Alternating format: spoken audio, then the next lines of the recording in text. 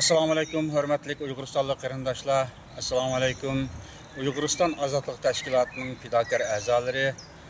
Bugun sizlar bilan o'rtoqlashmoqchi bo'lgan suhbatimiz avvalgi suhbatlarning davomi bo'yicha vatan da'vosi sepidagi o'zliksiz davomlashayotgan bo'shliqlar to'g'risida davomlashadi. Hurmatli qarindoshlar.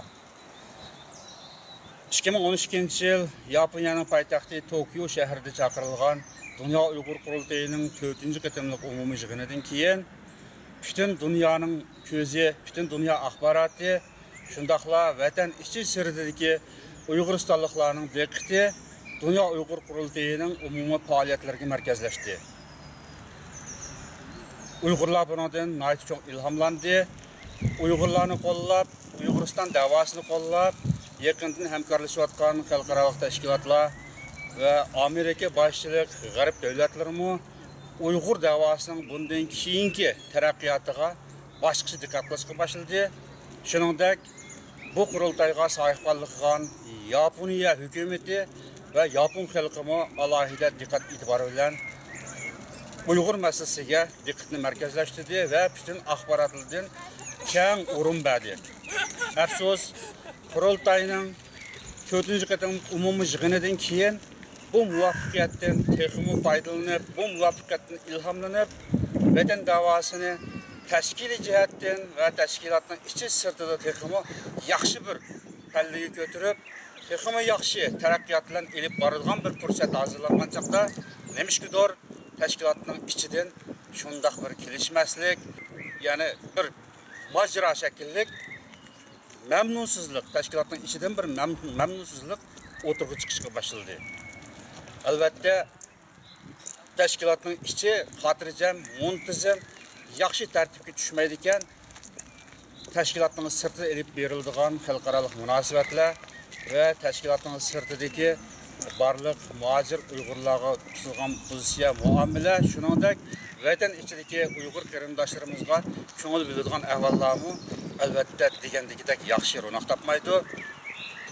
Endi bizning bugun elib berilgan suhbatimizga merkezleşsek, qarindoshlar, bu sirtqi jihatda Uyg'ur davosi shunchalik yüz obro'y topgan siri, nufuz topgan siri, ichki jihatda nima uchun bundaq bir kelishmaslik o'tirib kelib chiqdi.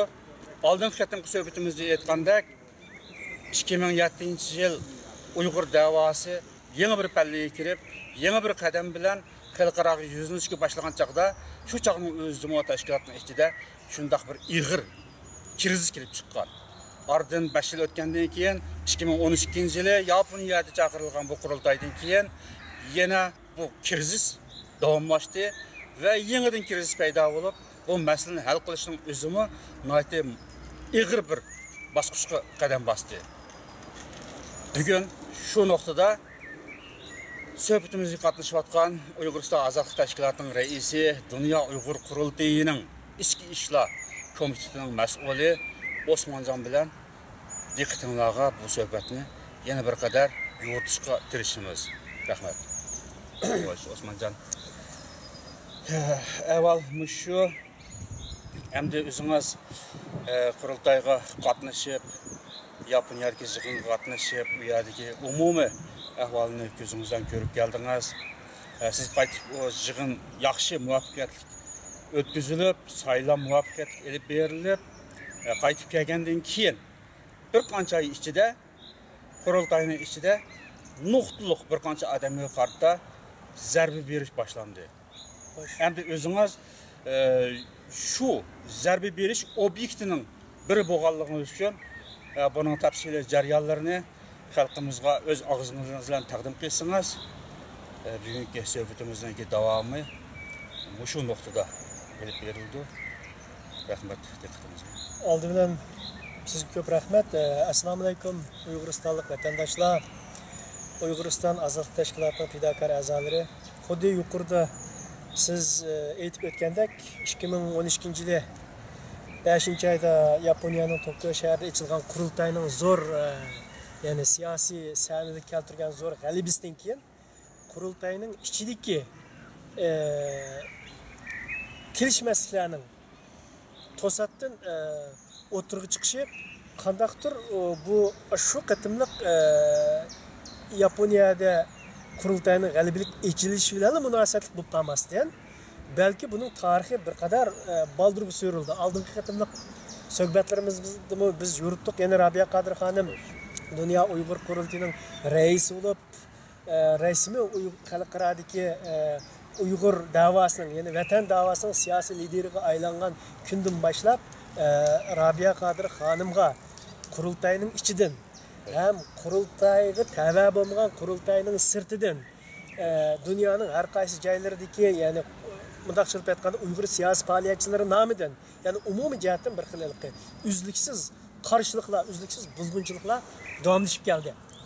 Bunun bulubmu asaslı ifadəsi aldığınki qatimliq söhbətlərimizdə elib aytgandək 2007 yılı Pragada Amerika prezidenti, sabiq prezidenti Bush bilan Rabia Qadir xanım görüşkən gün kollektiv istifa berishdan tatib hozirga qadar, yəni bu 2012 yılı axirgi 8-ci ay toplanğan imza fəaliyyətigacha nazar salsaq, bundaq buzunçuluqlar üzlüksüz davamlaşıb kelyapti. Yəni to'xtab qolgan yo'q.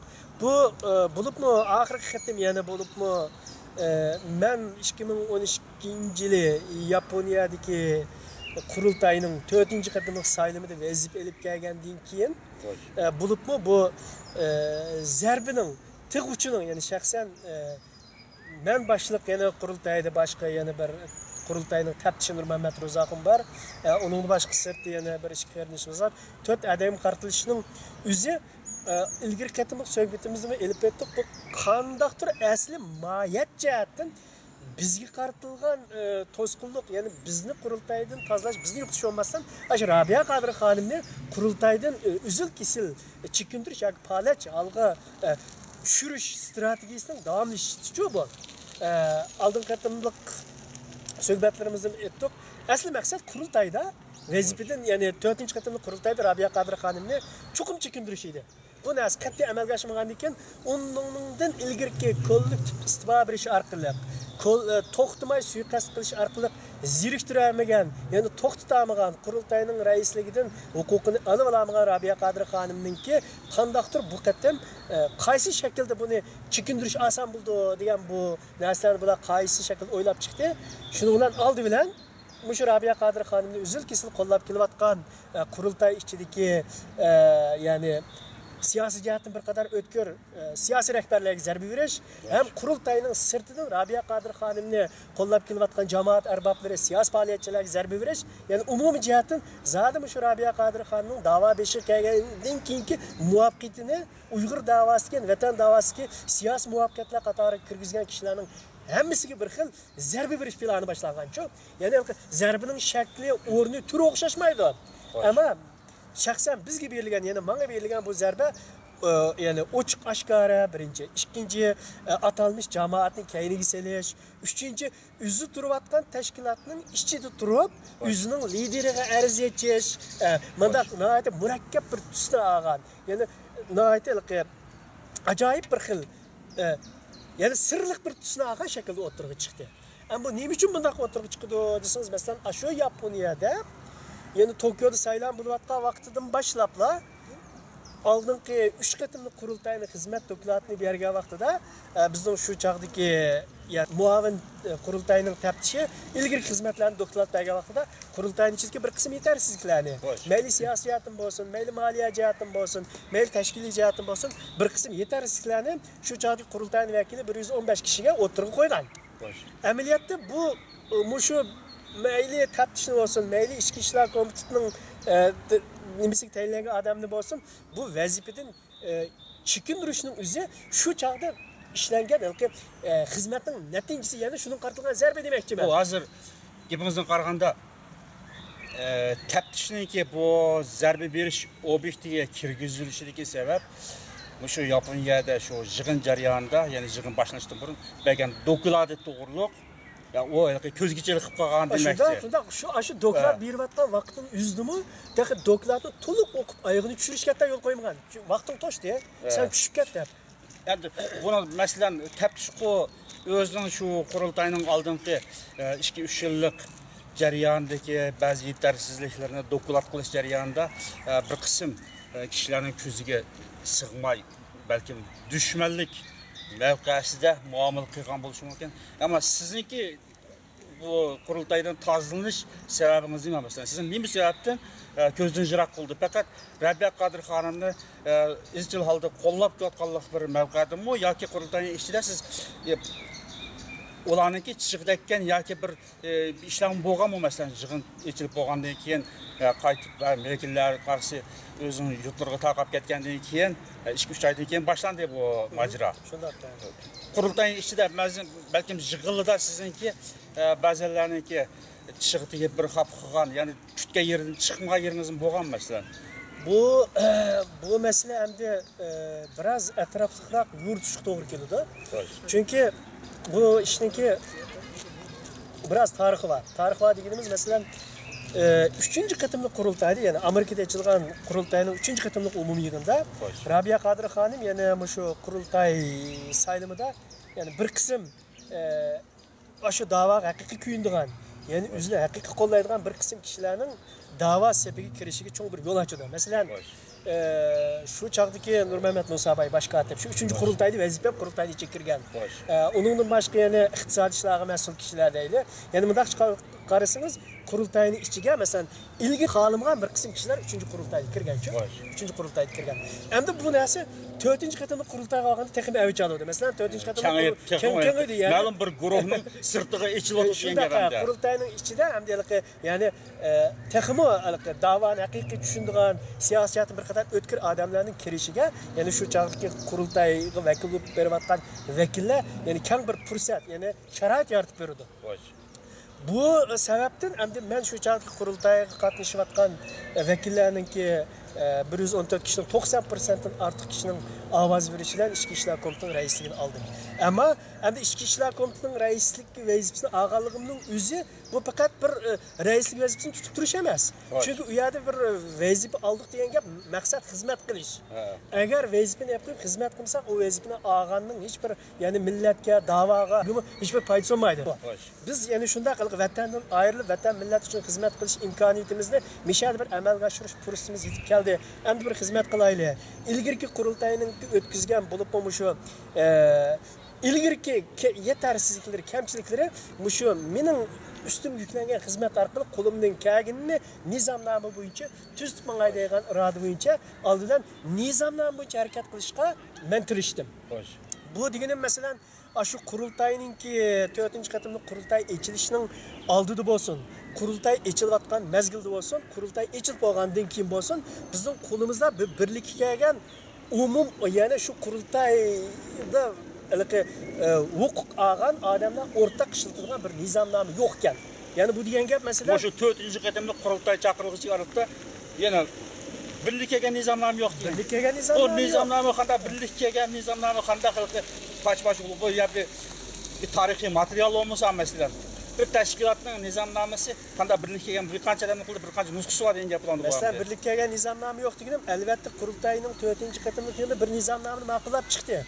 Ammo bu ma'qullangan nizamnoma amaliyotda ishlatilmay, ya'ni o'zlariga xos bir nizamnoma masalan bir misol qilib aytsam, shu qurultay ichilayotgan 2-kunida masalan Kurultay aklinin kuluq taqıtılgan nizamname bir xil, yani biz qarab o'tirgan, yani ma'qullikni o'tkazilgan qurultay bir xil, abi divan sahnasiga chiqib, o'qilayotgan qurultayning nizamnomasi boshqa xil.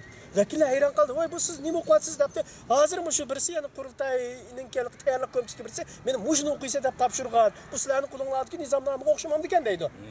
Demak, sahnada o'qiyotgan nizamnoma boshqa, birlari tuzgan nizamnoma.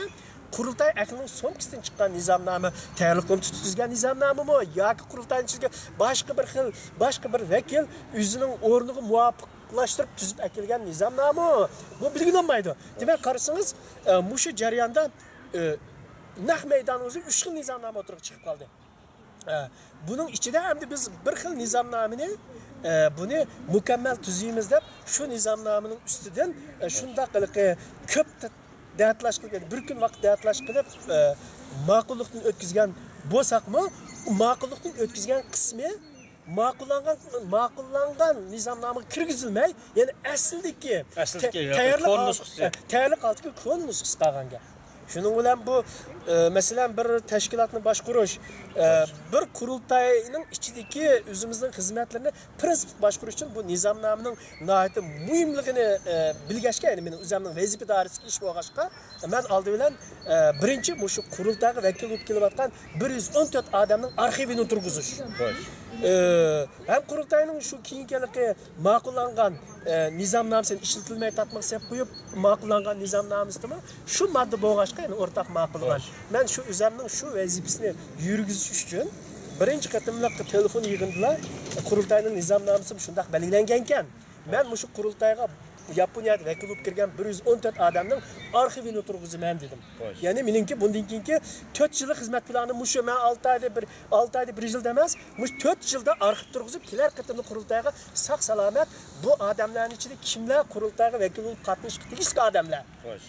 Kimlar qurultayga vakil bo'lib qatnashib tegishli emas, sayli san'at qilishga tegishli odamlar.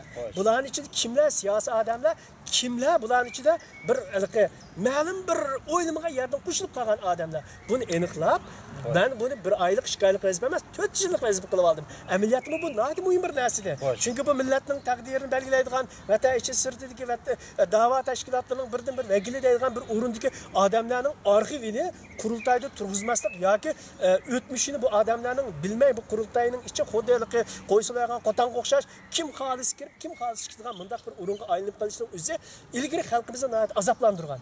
Nihoyat ichingan. Masalan, shunga tom-tom kitoblar yozilgan. Qurultay bir tashkilot emas.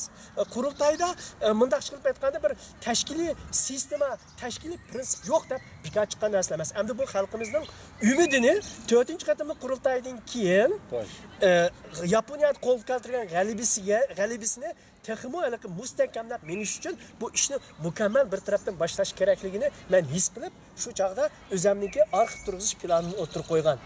Mush plan o'tirib qo'yilib, uzun o'tmay rasmiy men birinchi qatimliq arxivni o'zimdan boshlab, o'zimning tug'ilgan yurtda ilgari qilgan xizmatlarim hamil turg'izib bir list qilib, qolganligini qanday boshlash, qanday xizmat ishlash ustida o'ylayapsam, to'satdan bu mening ustimdan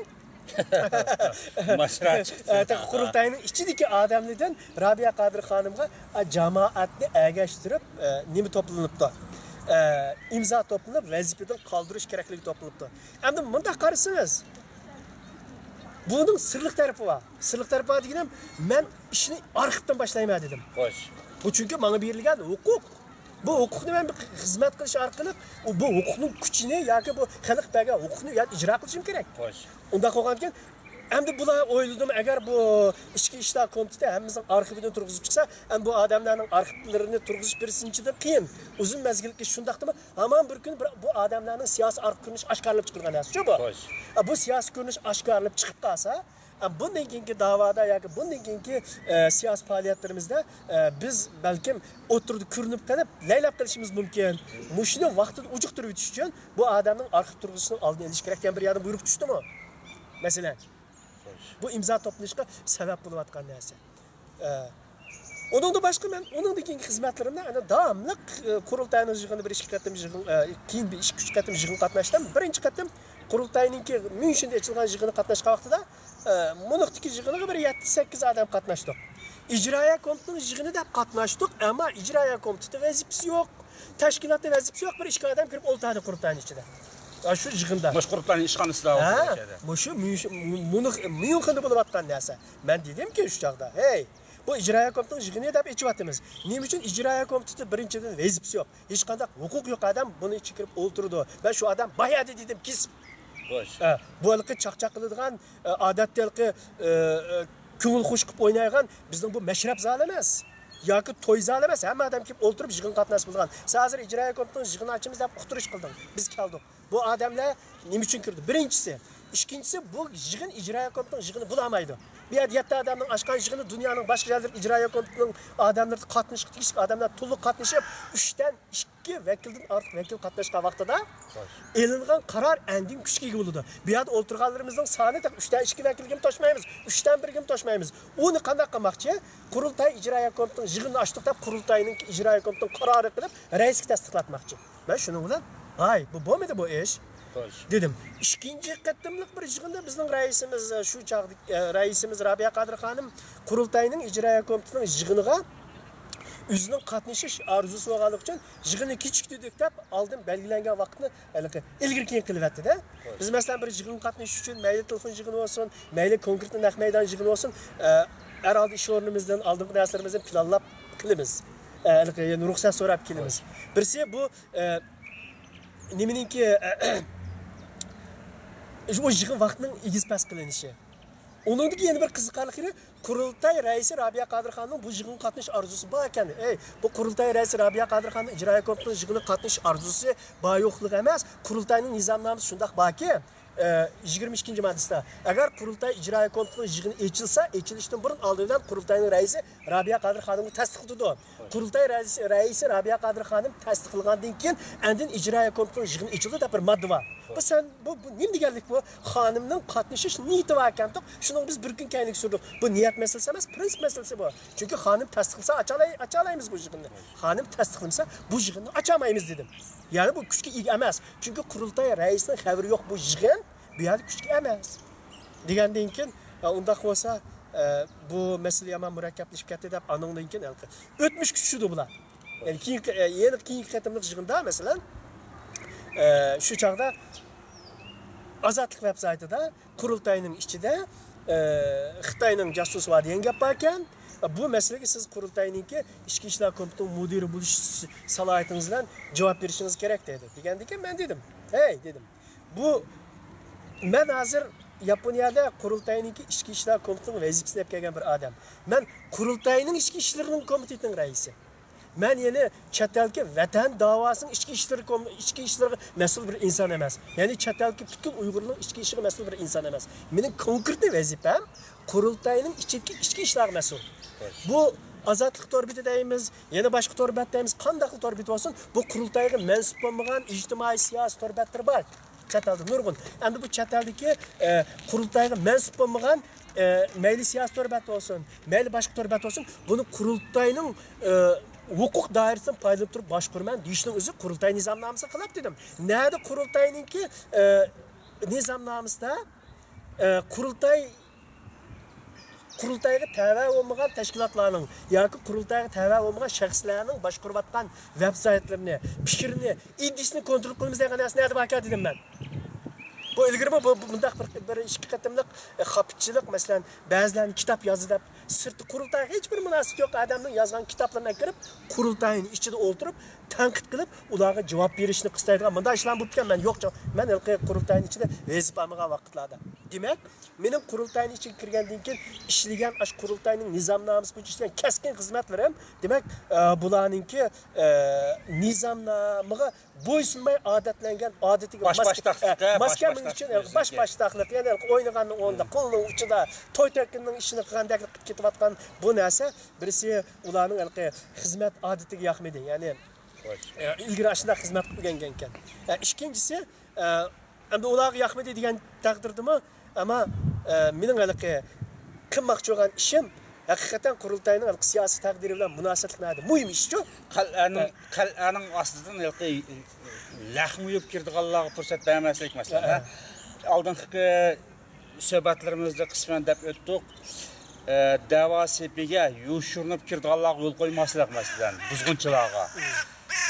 O buzg'unchilarning da'vo sepiga kirib, u yerda yıldız tortib ketmasligi uchun uning fursat bermaslik nurg'un masalalarni o'tirib qo'ydik. O'z vaqtidagi Rabia Qadirxonim bilan o'tkazgan suhbatim, mening suhbatimning o'zida shuni taklif bergan. Istiqbolchilarning ma'lumlarning qilishlar degan chig'imda 2007-yilning oxirlarida bo'lgan gaplar. Buni mana shu taklifni berganda, shu ya'ni tashkilot qal'asining ichini pokizlash, mustahkamlash. Bu takliflarni bergan chog'da u taklifim toza qabul qilinmadi. Ya'ni shu paytda menga yevadi. Oradan 5 yil o'tgandan keyin abiyatni izohlab bergan tushunchangizdan qaraganda, demak, vatan davosining qal'asini rasmiy sog'lom, muntizimlashtirish. Buni ichiga yushirinib kirdigan har turli ya'ni noma'lum kishilarga fursat bermaslik masalan. Bu haqiqiy inqilob qilayotgan, haqiqiy vatan davosi qilayotgan tashkilotning ya'ni qo'lnishga tegishlik eng muhim prinsiplari bu. Endi bu prinsipning o'zini turg'izib, rasmiy jonliq amaliy harakat bilan, amaliy faoliyat bilan buni ishga oshiramiz degan chaqning o'zida birlarining ko'ziga qadalgan mix bo'lgan gap. Shundaymi? Hamda sizniki izohat berganingiz ham shu bo'ldi hamda hozirgi xulos chiqarsak. Endi demak, bu vatan davosi degan bu iqimning o'zini mayli bir cho'ng bir tashkilot nom bilan bo'lsin, mayli hozirgi xalqaro ko'rsatgan ta'sir doira nufuz bilan bo'lsin, hammani yig'ib akib ma'lum guruh, ma'lum shaxslar faqat o'zining bir ish bajaradigan xos bir kabinetga aylantirib olgan gap hozir. O'ziga mos kelsa, o'ziningki tutayotgan yo'lga uyg'un kelsa bu bo'ladi. Masalan, olsak qurultayning taftishi degan chog'imizda ikki qurultay birlashib tunji qatim dunyo qurultayi bo'lgan chog'da marhum Kurash Gulsan taftish bo'lgan, bosh taftish bo'lib saylangan. Bu kishining o'zi 2 yil vazifa tutish jarayonida o'ziningki taftishlik xizmatining o'disidan chiqolmoqlik.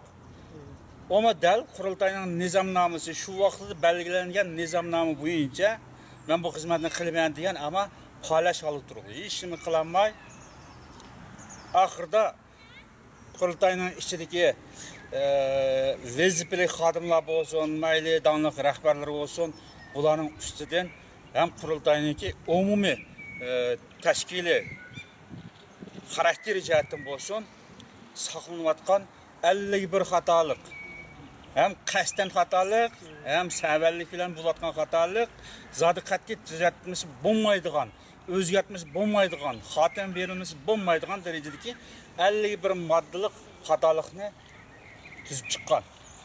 Marhumning o'zi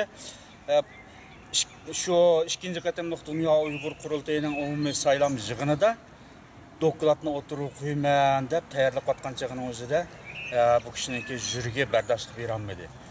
Onunğa berilgan zarbimi intayin eg'ir bo'lib ketgan. Xuddi mashada bir qancha odamga mushu keyingi 2 yil ichida berilgan zarbiga o'xshash o kishining o'ziga tashkilotning ichi va sirtidan qo'sh liniyalik zarba berilgan.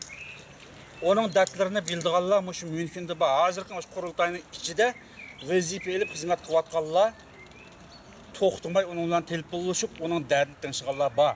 Ko'zini yumib ham o'tib ketdi. Oxirida o Rabia Qodir xonimning qurultayga reis bo'lganligini nihoyat jon dildan orzu qiladi. Marhum Kurash Gulsan shuni orzu qiladi. Rabia Qodir xonim, siz bu da'voninki muhim o'rniga kelmasligingiz bo'lmaydi. Sizin qo'lingiz orqali tuzitish tegishli tashkiliy ishlar va tuzitish tegishli xalqaro masalalarimiz va sizin qo'lingizdan tunji qatim tuzilgan masala bu. Siz kelishingiz kerak deb taklif bergan. Şu çağının özde Rabia Qodir xonim Norvegiyada bir kişilik hukuk faaliyeti meselesi ya Nobel mukafati yig'inlarmi shunda bir cho'ng bir yig'inda bo'layotgan marhum Kurash Gulsanning o'zi Rabia Qodir xonimga telefon qilib, sizning qo'lingizga topshiradigan material bor deb qaqshab ketdilar. Qurultay echilg'ichilik men bardoshlik bera olmaydigandek turibman. Siz bilan darhol uchrashib, mushu turg'izgan materialni qo'lingizga topshirib olsam bo'ladi deb eng oxir telefonlashgandan keyin xonim hozir jiddiy yig'in qatnashyapman. Balam yig'in oxirlashsa men Qeshinga bormay uchrashimiz deb tasalli beraylik. Shu kunisi o kishining juriga harakatlanishni to'xtadi. Endi demak tunji qatimliq bir taftish o shu dard alam bilan alamdan o'tdi masalan buni tuzdanmadı, yani oturup kuyamadı. Sellerinin üstünden aşık kurultayga kelgan yig'in vekillerinin aldıda berdigan dokladым var deb 120 deb telefon orqali aşında o'tgan. O maqsadga yetolmadi. Ondan keyin ma'lum taftishlar doklad bergan bo'ldi yig'inlarda. Shu bir qatimliq ma'lum taftishning o'zi o baş taftish vafot bo'lgandan keyin ma'lum taftish o'zi bilgan doirada tayyorlikni qilib doklad bergandan keyin nurg'un ba'zi bir turkum kishilarniki toza degan yerdan chiqmagandan keyin ularni asta chekindirib asta da'vodan jiroqlashtirayotgan bo'ldi. Şundan keyin bu təftişning o'zi qurultayda qilgan xizmati nima desa, faqatlam aq qarshi qara hammani to'g'rilab, yezib akib turg'izib bergan iqtisodiy masalani o'qib beradigan bir shaxsga aylantirib qo'yliqliq. Ondan keyingi təftişning o'zi Qirg'izistondagi Ro'zimamat hojim o kishi bo'ldi. O kishimi bu yerdagi markaziy ishlarni jiq bilmaydi. O'ziga pelqa telefon qilib dab qo'ygan ya email orqali yetkazib qo'ygan yoki yig'iladi uchrashgan chaqda ma ishning avvali bu yerda mekacha aka deb ham ayrim biya chaqirib uqtirib qo'ygan ishlarni biladi. Ammo umumiy masalalarni bilmaydi, ma'lumoti yo'q. Unda bo'lgandan keyin ma'lum topishga avval qildigan gap. O'zininki xizmatini ma'lum topishning o'zi bejirishga. Endi bu 2012-yildagi Tokioda chaqirilgan qurultayda Nurmat Mosabay tayyorligini qilib bo'lmagan. U odam Amerikada bo'lgan, iqtisodni ishlatayotgan masalan. Asosli qurultayning ishlarini yurishtirayotgan masalan, tashkiliy ishlarini olib berayotgan organning o'zi Myunxenda bo'lg'ashqa, Myunxendagi ma'lum topishga havola qilinglar. O'ziga tegishli tayyorni o'zi tayyorlik qilinglar. Umumiy masalalarda ko'plagan masalalarda ma'lum topishga havola qilinglar. Ma'lum topishning o'zi bosh topishning topshirgan havolasi bo'yicha o tayyorlik qilib, dokladni o'qiganligini men shunda anladim. Undan keyin qurultayning yig'inidan keyin shuni tafsil anglab, nima uchun bu yo'qotish obyektiga aylandi bu odam. Ondan burun shunda yaxshi ha deb yutayotgan odamlar masalan, keldi ketdi, shunda do'st bo'lib, tashkiliy munosabat miyat qilib qolgan, hatto do'stligi eng yaqin bo'lib, nurg'ulg'an kishilar bilan yaxshi yutayotgan bir odam. Tuzuqsizlam o yerda o bir dokladni o'qish bilan o'zichilam kashi maymoq ketdi degandek bo'ladi. Yo'qotish obyektiga aylandi masalan. Nurg'ulg'an zarbiga uchirgan bo'ldi.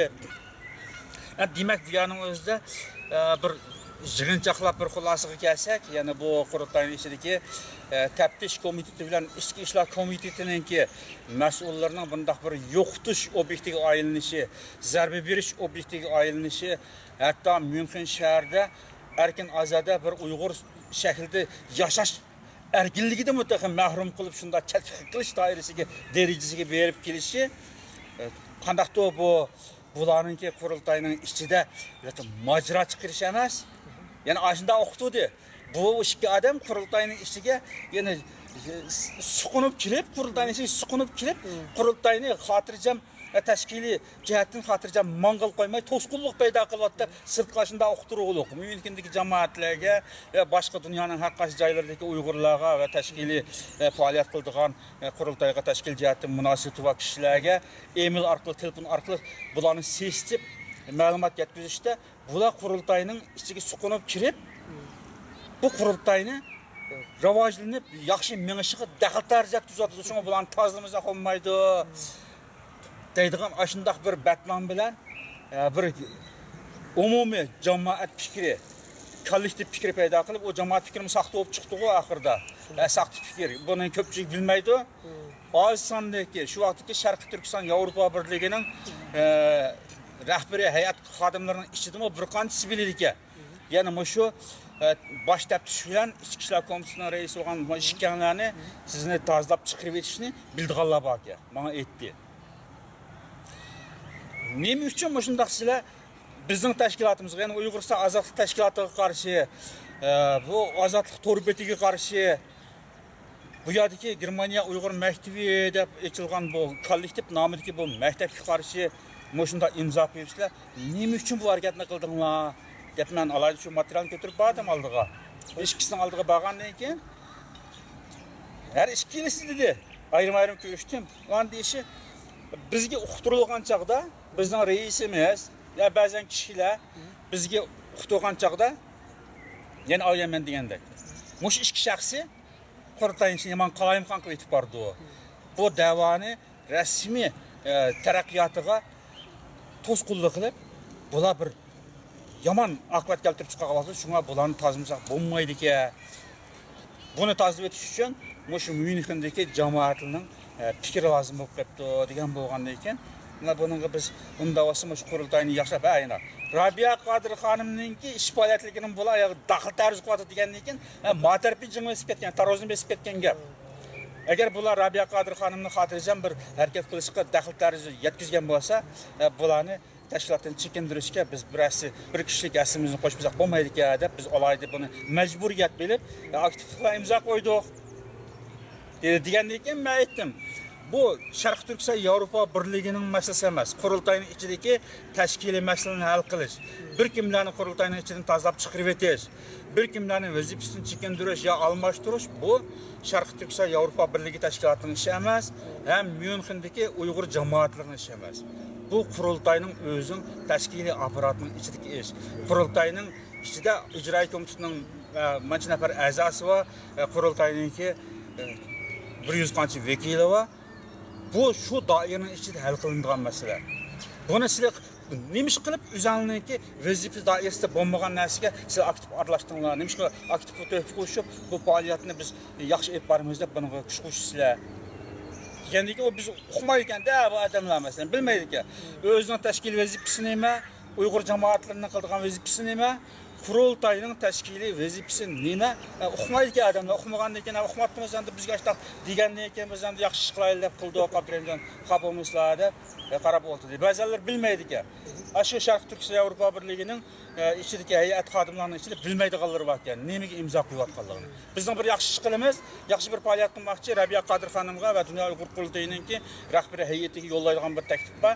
Imzo qo'ying degandan keyin imzo qo'ygan ekan urg'unlari. Hamda demak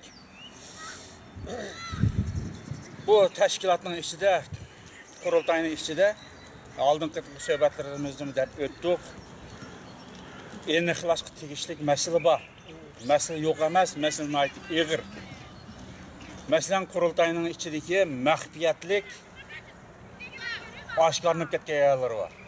Buni ko'p qatim tilga oldik, yozma orqali o'tirib qo'ydik.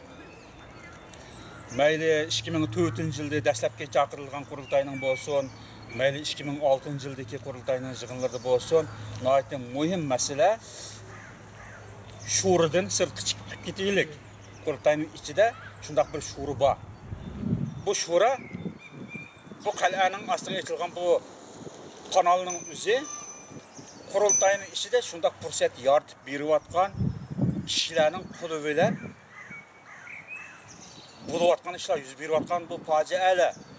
Endi bunday shurini, bunday kanalni etib mustahkam bir qo'rg'onning o'zini tishlab chiqamiz degan odamlarning o'zini chatga qilishning o'zi albatta bu shurining o'zini mushqalarning ichida doim yarasti bilan dushmanga maxfiyatlikni yetib turadigan bu kanalni o'zini saqlab qilish majburiyati va kishilarningki tadbirlari bu. Albatta, masalan, mushu so'zimda aytgan bir narsa esim kelib qoldi mening. Masalan, shu Tokioda 4-qatimli qurultay echilishidan bir oy burun, balkim esingiz bo'lsa kerak. Shu chaqda qurultay tayyorlik komitetining tayyorlayotgan xam nizomnomasi vatanin to'g'ri orqali dunyoga oshkorildi. O haliqi taqib pishmagan, qurultayda ma'qullanmagan bir nizomnoma o qurultayning ichidagi tayyorlik komitetining ichida bo'ladi. Tayyorlik komiteti qancha odam bor? Shu hozir xabaringiz bormi? Tayyorlik komitetida balkim 4 odam bordi. Shunchalik a. O tayyorlik komitetini biz yig'ilib 20-30 odam qilgan ish emas. Demak, ash chaqda bir qancha odamning ichidan o nizomnoma sirtqi tapchirab chiqib chiqiqliq torbatlar e'lon qilingan. Masalan, torbatda e'lon qilingandan keyin balkim qaringiz shu chaqda shu o'zi yo'q, jismim yo'q, o'zim yo'q, atalmish halqa Turkiston Islom partiyasi deganlar shu dunyo Uyg'ur qildi. Shu nizomnomasini to'g'ri e'lon qilgandan keyin shu nizomnomaga qarshi maxsus bayonot e'lon qildi masalan. To'g'ri chiqib turib, bu Yaponiyaga borgan dunyo Uyg'ur qurultayining vakillari hammasi kafirlar, buni shu Tokioda bombardimon qildi. Shu darajada birisi nim terror deymiz halqa. Bu qurultay echilishining oldida ashundaq bir xil vahima paydo qildi. Ürkütüş odamlarni ürkütüş. Berish qizg'inligi va xizmat qilish qizg'inligi va vazifalik qizg'inligi va ammo ma'lum jihatdan vaqtsiz bekordan bekor ürkütishni ansiraydigan mandaq odamlar albatta ish kelinadi, ha? U hamda manda aytgan chaqda sohibxonlik qiladigan Yaponiya davlatining o'ziga bir tahdid. Shundaq. Uyg'ur nomidan Uyg'urlarning yilqi Turkiston Islom partiyasi degandek anda qayerda bir narsa portilsa, ular darhol ustiga oladi, biz qildik deydigan, ha? Oşunda bir işlerini kıvatkandan keyin bulamı bir Uygur dep qaraydı ola. Yapın devleti mesela. Tujuksuzdan bolup bir partiliş ep berip kalsa biz nayt eğer bir javapkarlık kalmaydı dep etkazkı etişim mümkün. Şundaq bir oldunu eliş mesela. Bunun bir kol bilen, bir şuuru bilen, bir kanal bilen kalenin astıdan vatnam oruk yetigilik bu nizamlar. Vatnam orukçiler bunu endeki ilan kılıqlıq, ilan qandiken bu yerden uçuq meydandan elip, Türkistan İslam Partiyicileri bunu bayanı ilan qılıp, hem Uygurlarga təhdisçiliklik, hem bununla sahipxanlıq qılğan Yaponiya dövletiga təhdisçiliklik. Bu intayın eğer bir şumluq. Bayan siz dediniz ki kurultayın içindeki məxfiyyətlik çıktı. Bu qandaq çıkıp getdi mesela şu çağda? Aşı nizamnamedeki nəsi yalğan ken mesela. Aşı tayarlıq komiteti tayarlayan nizamnamda yok madde ki. Özellikle Şarkı Türkistan İslam Partisi bilen yoki mücahitler bilen biz kurultay aloqa qilmaydi degan modda. Aşı moddani chiqadi go, chiqqan ashini tutib turib, o'yilqi paypoq kiyib olgan yolg'on soqolliqlar, yolg'on soqol taqib olgan o'yilqi nima qilib taqansa. Xitoy chiqdi go, shu Beijingdan chiqdi. Shu vaqtdagi torbatning adreslarini shu vaqtda biz deb e'lon qildik masalan. Endi mayli Xitoy bo'lsin, mayli haqiqatan shundaq bir Turkiston İslam Partiyasi deb ismi jismi yo'q bu yerda faoliyat qilayotgan kishilar bo'lsin, nimali bo'lmasin, Muşularning quliga yetdi, yani qurultayning ichidagi bu tayyorlayotgan nizomnoma, yani ashundaq suiqasddan o'zgartirilib, yolg'ondan paydo qilingan bir moddaning o'zi kelishtirilgan modda bilan ularning quliga yetdi.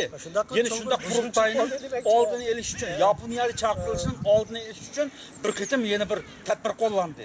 Bu amalga oshmagandan keyin bu qurultay Yaponiyada chaqirilib tarixdagi har qanday tashkilotlarning faoliyatlaridanmi eng muvaffaqiyatli, eng mashhur chaqirilgan qurultay.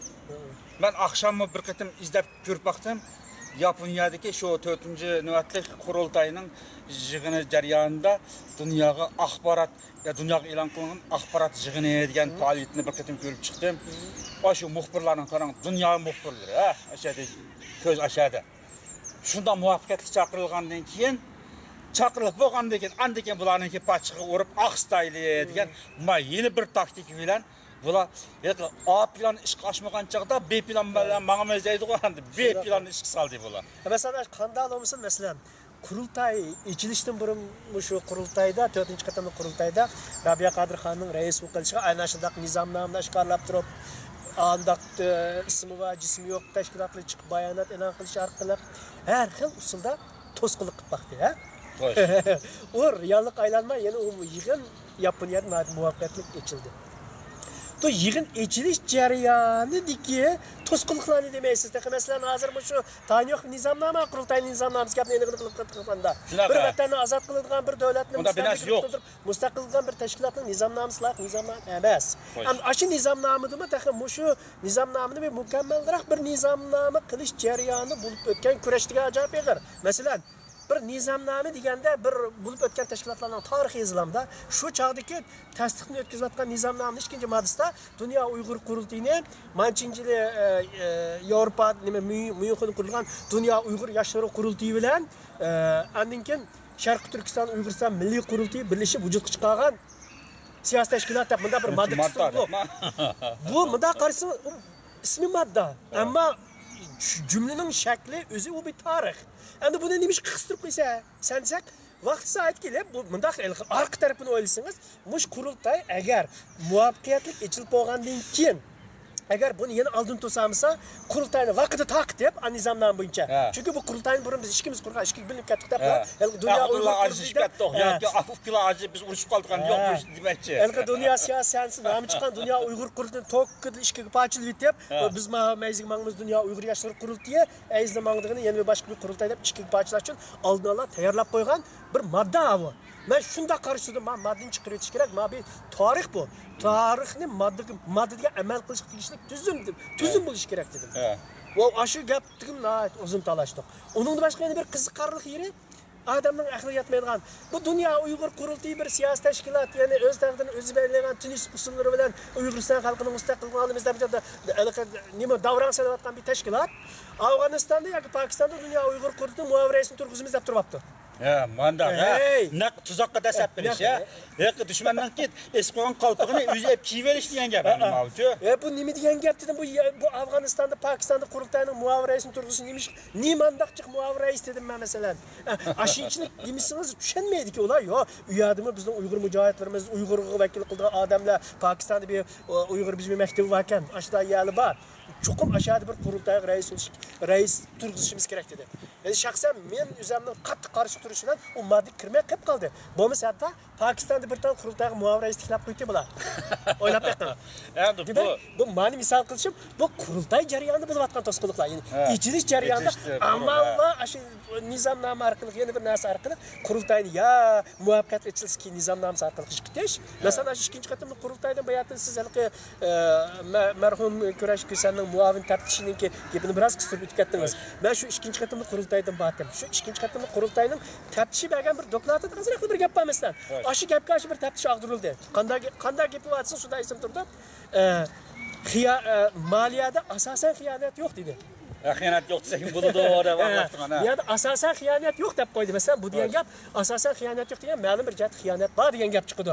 Demak, aşı gapni xato qilganligi uchun shu naq vaqtning o'zi shu gap aytilayotganda g'ulg'ulu katida unda o'z qurultayning uchun xiyonat bormi ekan? Nim bor ekan? Haqbaqi zub taraf bunday apaq tutamidan ortgan gapda sakrab chiqmoqchi ekan. Demakchimanki, nima aytsangiz, halqi qurultay echilish jarayoni bir to'sqinlik, echilib bo'lgandan keyingi xizmat jarayoni bir to'sqinlik. Endi bu menga kelgan zarba xizmat jarayoniga to'sqinlik. Masalan, bu to'sqinliklar mana uzluksiz davomlashayotgan kun endi bu sizga to'sqinlik bo'lishning o'zi hozir siz suhbatdan keyin boshqa qismida tafsil tushuntiryaptingiz. Buni siz nima uchun qo'g'lab chiqarganligini sabablarini aytdi.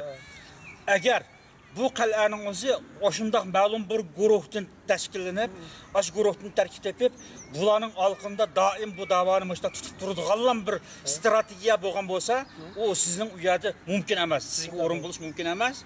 U muqarrar sizni u yerdan tozalab etish.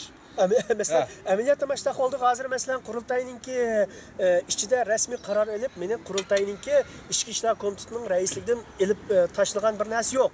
Hem özüm istifa bergen bir narsa yok. Çünkü ben istifa bermeymen.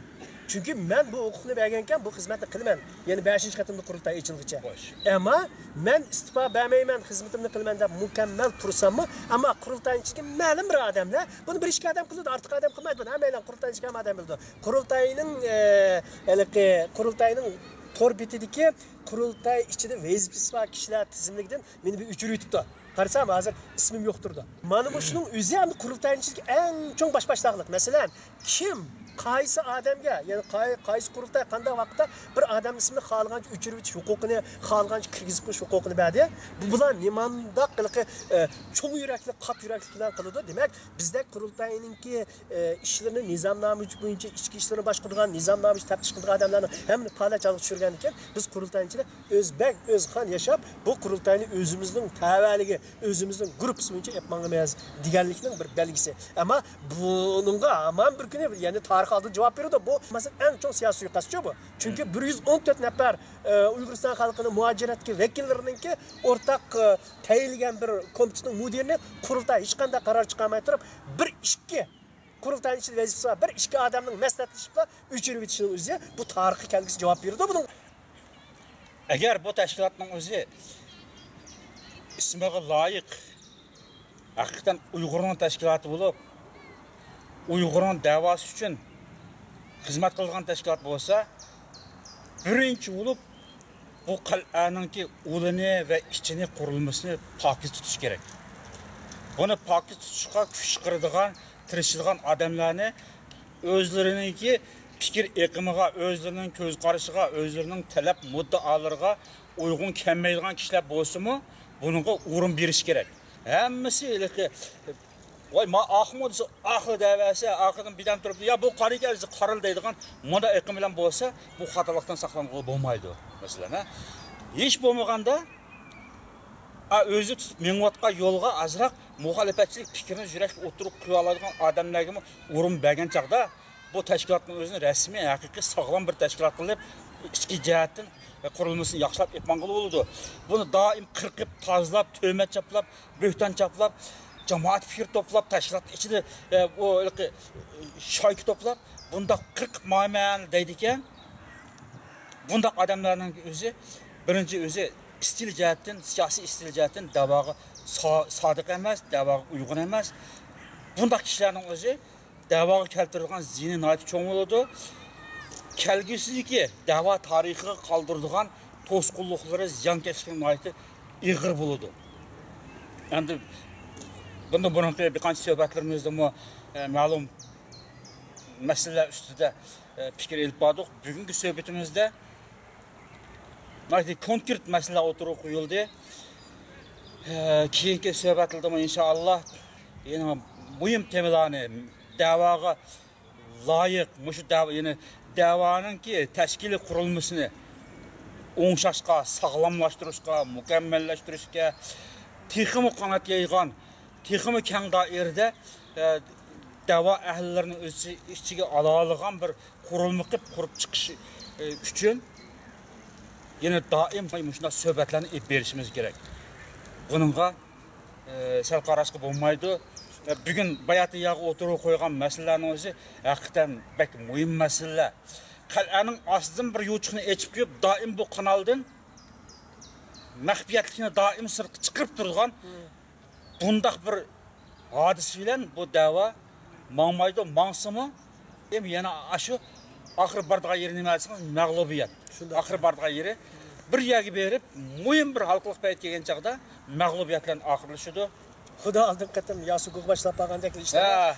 Aşağıdaki faşistlar qabristonlikni boshlab berishning o'zi qurultay chaqirilishdan burungi xom nizomnomining o'zi Turkiston Islom partiyachiligi yetkazilishi, qurultay chaqirilayotgan jarayonning o'zi bu faşistlar qabristonligiga yetaklab berilishi, qurultay chaqirilib bo'lgandan keyin qurultayning ichidagi muhim xodimlarning o'ziga zarb berish obyekt qilishi, yana bu tashkilotni qanday qilib texnik mukammallashtiramiz degan ishni o'tirib qo'yib, bu tarafni ep bo'lmay turib, buning ichidagi ko'zimizga sig'mayotgan, bizning bu kanallarimizning sho'rini itiman deyotgan bunday odamlarni tozalaymiz deb bu tarafga ko'ngil bo'lishi, bu bir oy, 2 oy ichida qatma-qat elib berayotgan bu suiqasd.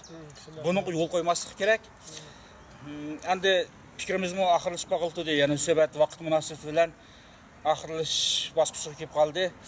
Bugungi suhbatning o'zini qisqacha bir yig'inchoqlab qilib taqdim qilaylik Osmonjon. Ondan keyin inshaalloh kelgusi suhbatlarda yana muhim temalar bor. İnşallah biz hem de bulup bugungi suhbatimizni bayonida sizlarga konkret masalalar o'tirib qo'ydik. Hem de bu şu biz davatkan meyli siyasi faaliyetçiler deyli, meyli kurultay içindeki vazifesi var, vazifeli xodimlar deyli, meyli kurultayının sırtındaki normal muhacirat yaşavatkan Uygur davası qiziqadigan normal bir Uygur olsun.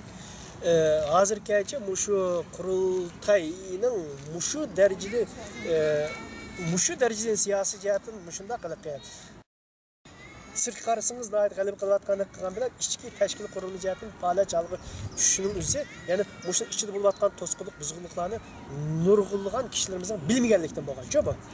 Agar bular vaqti-vaqtida xabar tepib, vaqti-vaqtida buning unumli chorasi qo'llanib, vaqti-vaqtida yani o'zining da'vosi o'ziga chiqib, odamlar, ya'ni siyosiy faoliyatchilarimiz, mayli qanday kishilar bo'lsin, bu o'zi tulgan badalga loyiq bir harakat qilsa, bunday beparvo yashamagan bo'lsa, bu chaqqa qurultay haqiqiy Uygur davasida salohiyatga ega bir qurultay bo'ldi. Bundan keyin inshaalloh qurultayning shunday bir sog'lom bir qurultayga aylanishini shaxsan umid qilamiz. Ammo ilgari bo'lib o'tgan tarixni biz chuqur birdan-birdan konkretni bo'lib o'tgan tarixni xalqqa sunishimiz kerak. Bu yer butkul fojia nima etsa, xalqimizning o'zining o'tmishini, tarixini bilmaslikda bo'layotgan narsa. Taxminan qilsak, bu qisqagina qurultay deb atalgan bu qurultayning 10 yillik tarixini xalqimizning bilmaganlikdan bu qatim keltirib chiqarayotgan fojialarga, yana Rabiya Qadirxonning shuncha dag'dug'liq so'zlagan Aqsaroydagi hukm xarakterli bayonnomasini ko'zni yumib jim yetishi bu xalqimizning, ya'ni muajiratdagi xalqimizning nurg'un narsa bilmaslikdan kelib chiqqan narsa. Buni biz ko'proq bildirib, ko'proq tushuntirib, ya'ni siyosiy jihatdan tarbiyalashga ahamiyat berishimiz kerak demoqchiman. Rahmat, nihoyat yaxshi undan xulosa chiqardingiz. Endi xalqimiz degan chaqning o'zida xalqning bir avom, bunda aytgan chaqda, ya'ni bir padg'a o'xshaydi. padanın özünü səki itlab mağılğan nəsə. Səki qayaqqa mağsa, başının uzun müngüzüge qarab, pada şunun aqısı mağdı. Xalq degan bir istiqyilik bir mazgil kelgan chaqda hammasi to'plashib kalkin suvdek patlab chiqishga yaraydi masalan. Xuddi vulqon patlagandek patlab chiqishga yaraydi. Xalqning bu kuchiga qat'iy inkor qilib olmaydi, sal qarg'il bo'lmaydi. Ammo tashkiliy masalalarni konkret hal qiladigan, tashkilot hal qiladigan masalalarni xalqningki ovoz bilan, xalqningki talablari bilan hal qilib bo'lmaydi. Albatta buni tashkilotning ichidagi xodimlar, vazifali xodimlar, tashkilotda vakil bo'lib qatnashgan kishilar surishti qilib, bular hal qiladigan narsa. Undan xulosa chiqardingiz, rahmat. Hörmətli qarindaşlar, bugünkü söhbətimiz müşahid axırlaşdı.